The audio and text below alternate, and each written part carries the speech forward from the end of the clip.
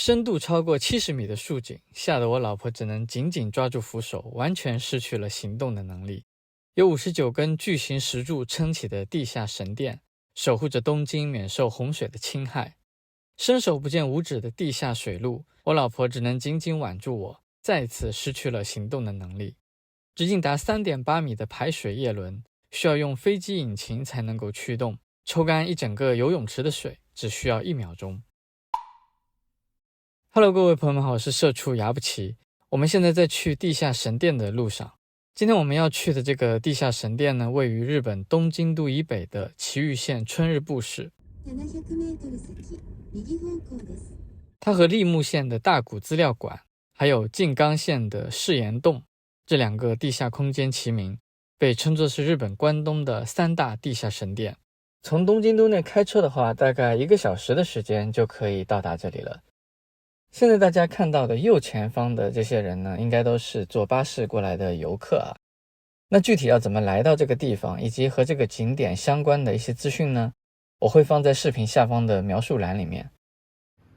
OK， 那刚刚呢，我们买了一下门票，在买票的时候还要签一份这样的同意书，然后这个门票本来应该贴在工作人员可以看到的地方啊，我这贴的就有点太隐蔽了。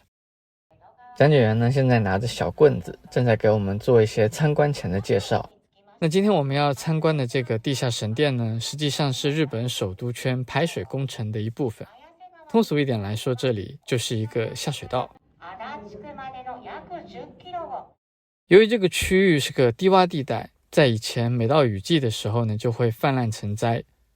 然后这个排水工程呢，就像是一个巨大的连通器，将这些低洼地带的河水汇集起来，再经过这个地下神殿，最后把水排到旁边的江户川去，就是那位万年小学生江户川柯南的江户川，从而减轻这个地区的内涝问题。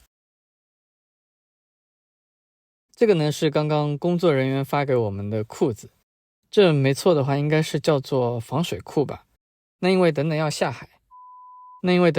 水，所以所有人都得先穿上这个。如果大家来到这儿旅游的话，一定记得要穿可以系皮带的裤子，因为这个防水裤呢需要像这样绕过皮带才可以穿好。顺便给大家看一眼这个大型的集体穿裤子现场。穿完了裤子，再戴好安全帽，就可以开始我们今天的下水道探险了。现在我们呢在往1号竖井的方向走，就是这个巨型连通器最右边的这个与地下神殿相连的竖井。这个门呢就是竖井的入口了。非常的抱歉啊，不知道为什么我这个视角拍出了一种陪领导视察的错觉。那不知道我拍的这个画面能不能展现出70几米深度带来的刺激感啊？这里呢给大家几个参照物。这个竖井大概是71米深，这款发现号航天飞机的高度是55米，然后自由女神像的高度是46米。反正我老婆呢是一眼都不敢往下看的，大家看她这手就知道了，抓护栏抓得可紧了。那大家现在看到的左侧的这个呢，是一个可以走到井底的楼梯，然后右侧的这个开口呢，就是竖井与地下神殿的接口部分了。那因为现在是旱季，整个排水系统也处于待机的状态啊，所以只有竖井的底部还剩下一点点水。如果是在排水系统运行的时候呢，这个地方就会变成图片中的这个样子。那不知道为什么今天这个地方放了一个禁止路内的牌子啊？正常情况下应该是可以沿着这条路，然后绕着竖井走一圈的。讲解员说每个月都会有几个人不小心手一滑，然后手机就掉下去了，提醒我要小心一些。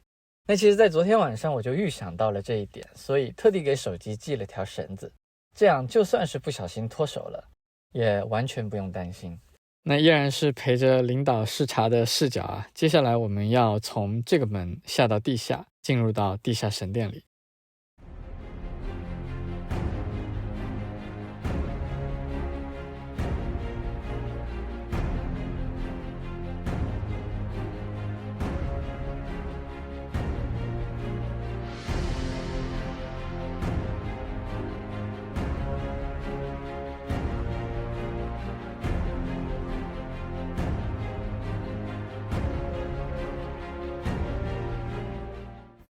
说实话，看到这个神殿的第一眼，确实是有被震撼到啊。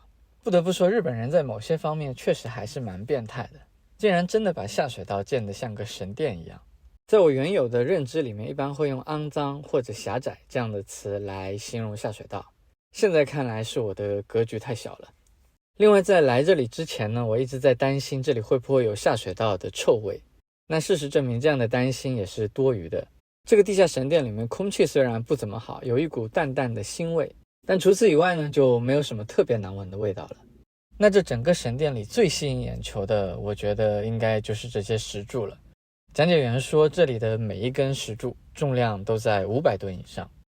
那不知道大家有没有留意到啊？这些石柱呢，其实是交错排列着的。因为这样的话呢，当洪水过来的时候，就会被这些石柱多次的阻挡，从而呢起到减缓水流的作用。大家好，我是牙不齐，我不小心和我老婆走散了。神殿里面这个巨大的开口呢，就是我们刚刚去过的竖井的方向了。刚刚我们呢大概是在竖井的这个位置。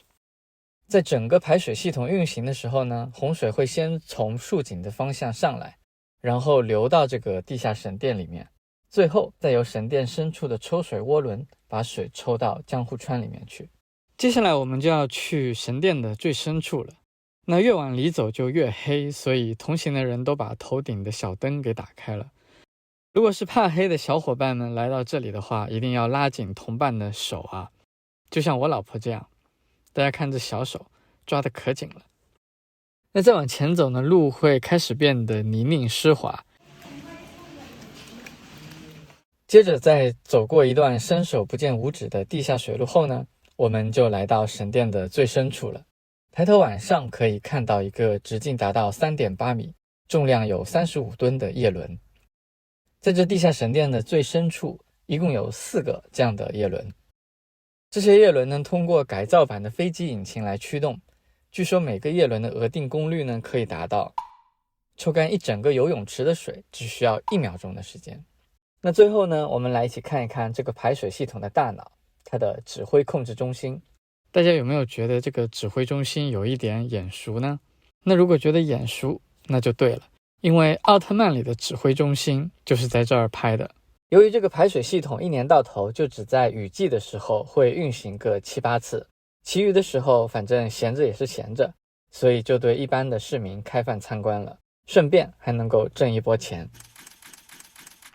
在旱季的时候，整个排水系统都是由电脑来监控的，指挥中心也完全不需要有人值班，所以干脆就把整个指挥中心也租给剧组拍戏用了。这么一搞呢，又挣到了一波钱。Nice。那今天我们看到的竖井、神殿、叶轮还有指挥中心呢，其实只是整个排水系统的一小部分。这一整个排水系统，它的全长超过 6.3 公里，是目前全球最大规模的地下排水系统之一。从1993年开工，直到2006年才完全建成，总造价大概是2300亿日元。按06年当时的汇率来算的话，大概折合人民币是158亿元。那既然花了这么多钱，它的排水效果到底怎么样呢？这个是2000年台风过境时埼玉县信守市的一个十字路口的状况。右边这个呢是2004年在同一个地点降雨量更大时的样子。不得不说，这个排水系统还是有点牛逼的。OK， 那今天的下水道之旅到这里就结束了。我是牙不齐，我们下期再见，谢谢大家。